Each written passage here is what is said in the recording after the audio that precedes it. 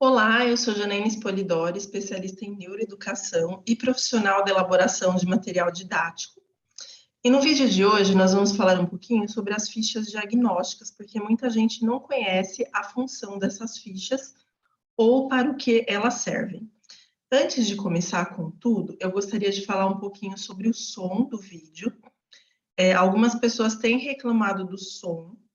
Esse vídeo ele é gravado online, então eu não sei se o som está com esse problema por causa da gravação, se é por causa do aparelho ou de algum outro motivo, né? Então, o sinal de internet pode interferir também no streaming do som.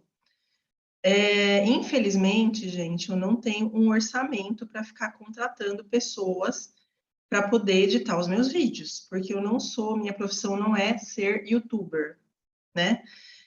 A única solução que eu vejo para esse problema atualmente seria uma pessoa editar para mim, um profissional, mas eu não tenho como fazer esse pagamento. Então, uma solução que nós vimos aqui, caso você esteja imensamente aí incomodado com o som, né, do vídeo, porque eu estou usando um microfone de lapela, que eu já coloquei em vários locais para poder diminuir o eco. Aumentei a internet da minha casa, então, assim, eu fiz várias ações para poder ajudar e mesmo assim as pessoas estão reclamando. Infelizmente, como eu falei, eu não tenho como resolver, mas nós chegamos a uma solução aqui que talvez as pessoas incomodadas possam aí ajudar. Nós temos uma opção aí no YouTube que é para uma participação, assim, um incentivo monetário das pessoas que assistem. Então, essas pessoas incomodadas, se acharem que está incomodando demais, podem contribuir financeiramente para a gente poder contratar um editor. E daí eu coloco um botão no vídeo, que eu acho que não é a necessidade, mas enfim, se está incomodando demais, a gente pode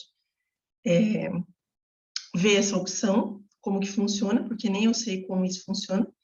Tem uma opção aí de contribuir monetariamente com o canal.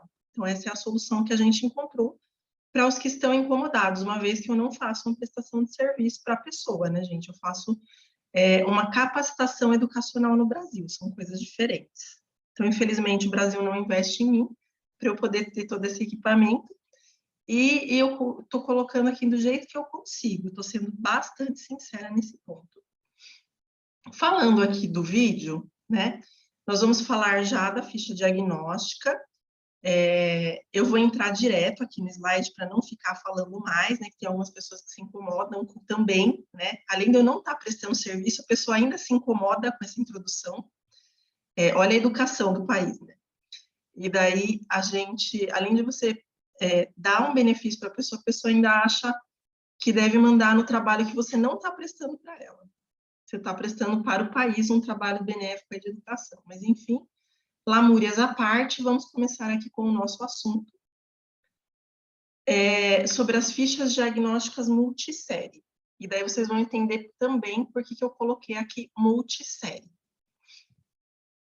Nós vamos primeiro, como eu estou falando de ficha diagnóstica, eu vou primeiro explicar o que é ficha e o que é diagnóstica, para ficar bem claro, porque é diferente de avaliação diagnóstica, tá? São coisas diferentes com objetivos diferentes. A ficha é um cartão ou papel em que se escrevem anotações para posterior ordenação ou classificação.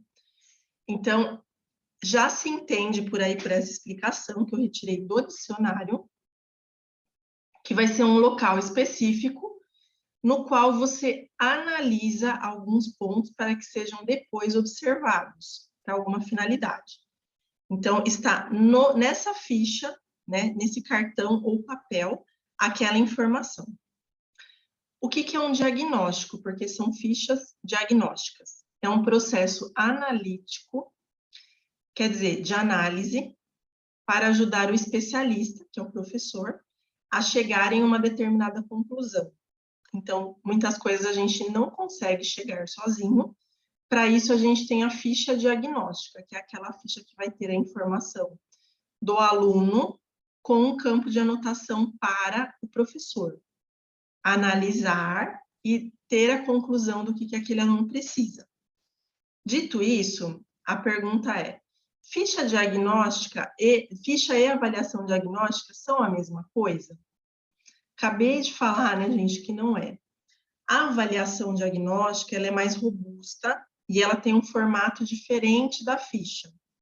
A avaliação diagnóstica, ela tem a função de encontrar dificuldades de aprendizagem, diferentemente da ficha, que encontra não apenas a dificuldade, mas a defasagem. São coisas diferentes. Avaliação, mais robusto, sem anotação do professor, específica de análise, e trata de dificuldade de aprendizagem, ou, no caso, aí, se for uma formativa, uma detecção do que o aluno já aprendeu. A ficha diagnóstica, por sua vez, ela vai tratar tanto da dificuldade do aluno, quanto sua defasagem acadêmica, que eu vou explicar daqui a pouquinho, tá? Então, eu vou mostrar para vocês um modelo de avaliação e um modelo de ficha, e depois eu vou explicar por que é multissérie e por que a gente tem a diferença da dificuldade e da defasagem. Vamos lá. Esta daqui é uma página da avaliação diagnóstica do segundo ano, que nós temos lá no site da loja. Se você ficar interessado nas avaliações diagnósticas, no momento desse vídeo, eu só não tenho de terceiro ano, das outras séries eu tenho. De terceiro ano, você pode usar a ficha, que ela vai ter uma função aí dupla. E vai ser bem benéfica, aliás, eu até acho, quase certeza, que a ficha vai te dar mais resultado do que a avaliação no terceiro ano. Essas fichas, que eu vou deixar o link aqui embaixo, elas são uma página de atividade que você pode ou não ter uma folha anexa de anotação. No caso desse material que eu estou mostrando, nós temos uma ficha anexa, que é só do professor, que depois você vai analisar, mas a informação não fica na mesma folha do aluno, é separada, porque vai para o portfólio, por exemplo, né? Então, aí, letras e palavras, segundo ano, né, gente, a criança precisa saber o alfabeto, precisa saber escrever o nome, e precisa identificar algumas coisas de escrita. Então, a gente tem aí várias atividades de português e matemática, nesse caso aqui, que vão investigar quais são as dificuldades de conteúdo dessa criança. Lógico que a habilidade está envolvida, mas o forte aqui é o conteúdo, se ela apreendeu a questão do alfabeto, a questão do calendário, a questão de soma e subtração, esse tipo de coisa, né? Leitura, segmentação de sílabas, todo esse tipo de coisa é contemplado aí nas avaliações diagnósticas. Já a ficha diagnóstica, veja como é diferente. Vou até voltar para vocês verem, ó. Como o layout é diferente. A ficha diagnóstica, ela vai trazer uma área do aluno, porque é um papel que você vai analisar, e uma área de anotação do professor. Na área de anotação do professor, veja que a gente tem verbos em negrito. Então, eu tenho lá o nome do aluno, nas anotações do professor, o número e a data da avaliação, dessa ficha diagnóstica dele, que é um tipo de avaliação também, né? Eu quero saber se ele recitou a sequência alfabética completa ou parcial. Então, eu vou ter aí os meus dois parâmetros. Isso vai te ajudar a pensar depois em atividades parecidas. Então, se ele não recitou a sequência alfabética, significa que você vai ter que trazer para a sala atividades que vão requerer que a criança recite o alfabeto de alguma forma, ou que recite letras aleatoriamente. A gente tem uma outra atividade nesse material que você até sabe qual é a letra que o aluno não entendeu, que ele ainda não teve ali a consolidação. Essas atividades, como elas são fichas diagnósticas, elas têm uma evolução, por isso que elas servem para primeiro, segundo e terceiro ano, em níveis diferentes. Elas são fichas de primeiro ano, porque o professor do primeiro ano pode usar como ficha diagnóstica durante o ano inteiro. Então, você deu a matéria, você vai usar essa ficha diagnóstica para saber até que ponto o aluno realmente consolidou a aprendizagem. Então, no primeiro ano, ela vai servir para o ano letivo inteiro. Só esse material de alfabetização e matemática. No segundo ano, a gente tem aí uma sugestão de 6 meses de trabalho. porque no segundo ano eles já têm que ter alguns conhecimentos. Portanto, você dá a ficha diagnóstica no começo do ano, não todas de uma vez, naturalmente, né? Estratégia pedagógica, você dá 2 num dia, 3 no outro, dependendo do tanto que o aluno leva para fazer. E talvez nem precise dar todas, você vai dando conforme você precisa saber o que aquele aluno aprendeu, o que ele consolidou.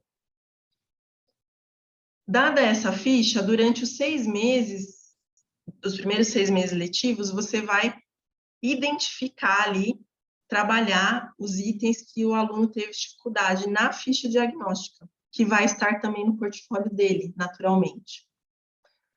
E daí você trabalha com aquilo e pode aplicar novamente a atividade com outra data, para poder comparar como ele começou e como ele terminou. Então, você mostra ali o resultado, certo? Vamos voltar lá no Share Screen. Vou mostrar para vocês em detalhe a diferença da ficha diagnóstica. Ela vai conter o tema da atividade diagnóstica, que no caso aí é letras, números e símbolos, porque essa é a primeira atividade de todas, que vai treinar a habilidade EF01-LP04, da BNCC. Por que o tema da atividade diagnóstica é importante? Porque muitos professores precisam anotar no diário de classe ou em um documento específico o que foi dado naquele dia. Então, você tem aí facilitado para o seu registro o nome do tema da atividade.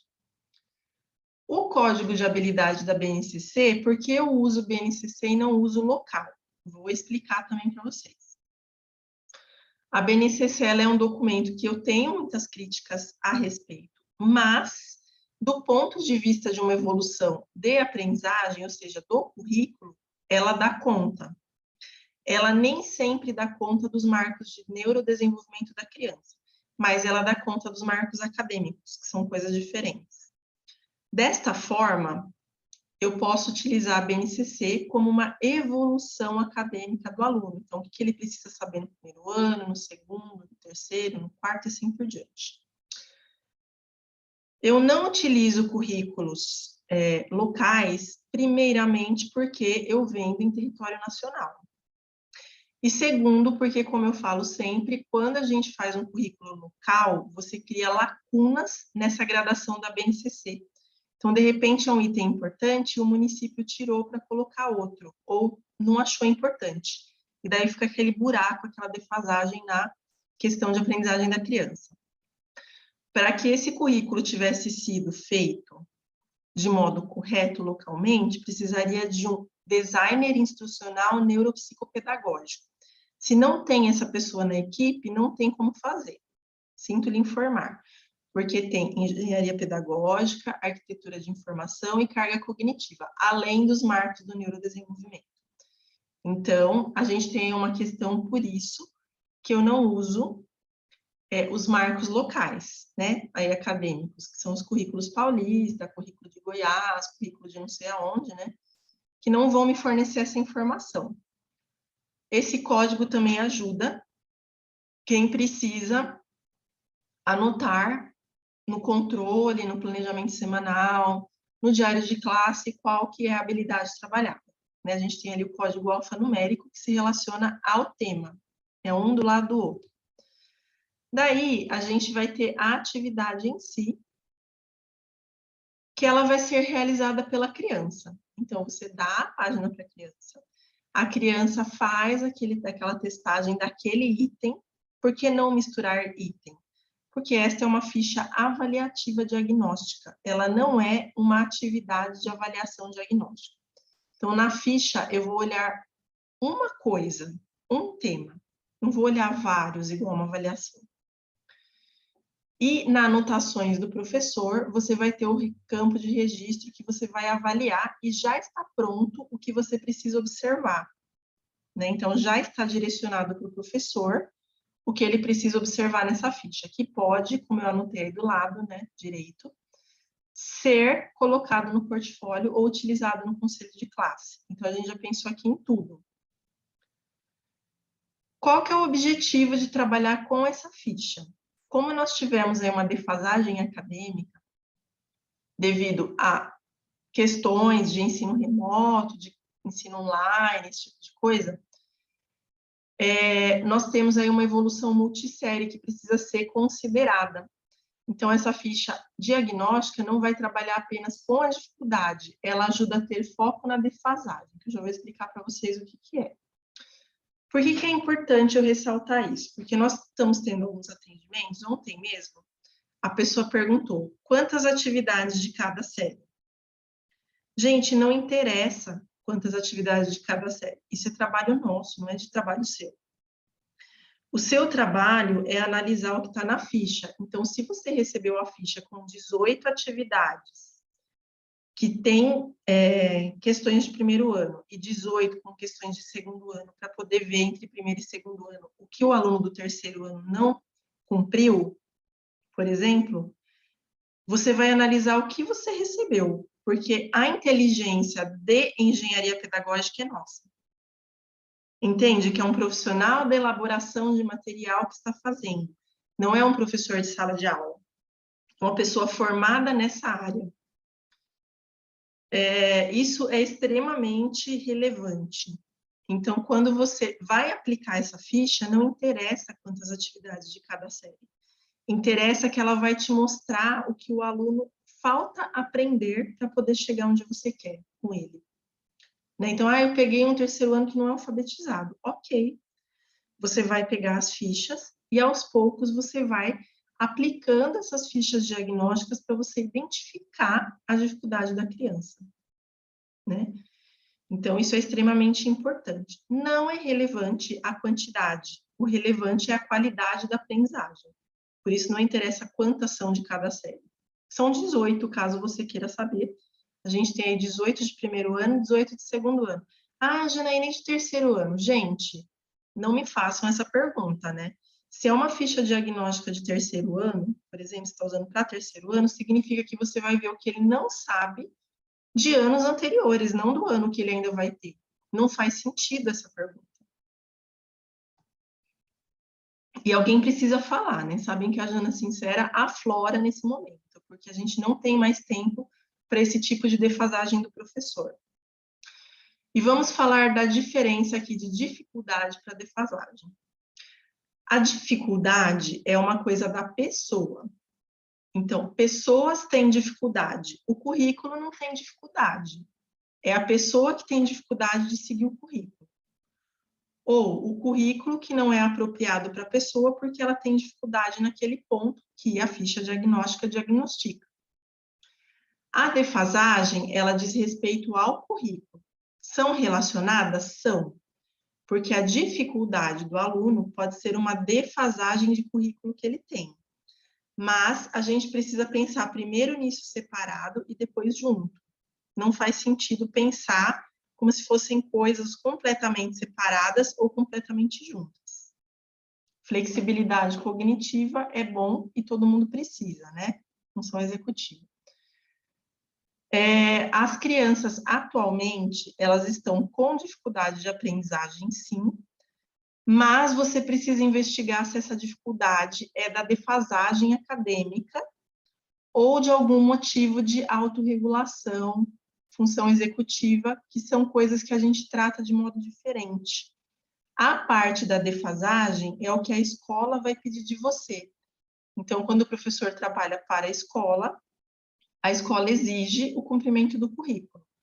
Para cumprir o currículo, você precisa minimizar a defasagem.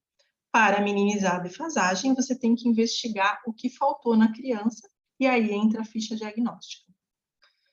A dificuldade, ela diz respeito ao acompanhamento do que está sendo aprendido. Então, a criança não acompanha aquilo porque ela tem uma dificuldade.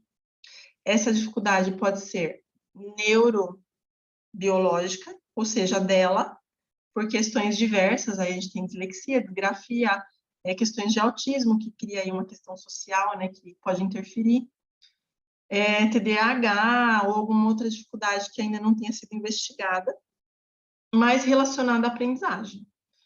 E a defasagem, ela vai direto na questão escolar, né? Por isso que a ficha diagnóstica, ela vai detectar a defasagem para você prevenir que a dificuldade aumente. ela é da linha escolar, essa defasagem. É o que o currículo diz que a criança tem que saber naquele ano. Se a sua ficha que você aplicou no segundo ano tiver lá uma indicação de código de primeiro ano, significa que o seu aluno tem uma defasagem naquele assunto, naquele conteúdo, mesmo estando no segundo ano. Então, você precisa trabalhar novamente com isso. Vamos lá. E, por último, a dificuldade pode ser do aluno e do professor. Eu não estou falando que você que está assistindo tenha esta defasagem. O que eu estou querendo dizer é que a gente mudou o modo como a educação precisa de nós. A sociedade mudou, as crianças mudaram, né? Nós tivemos aí uma ruptura social grande que requer novos comportamentos do aluno e do professor.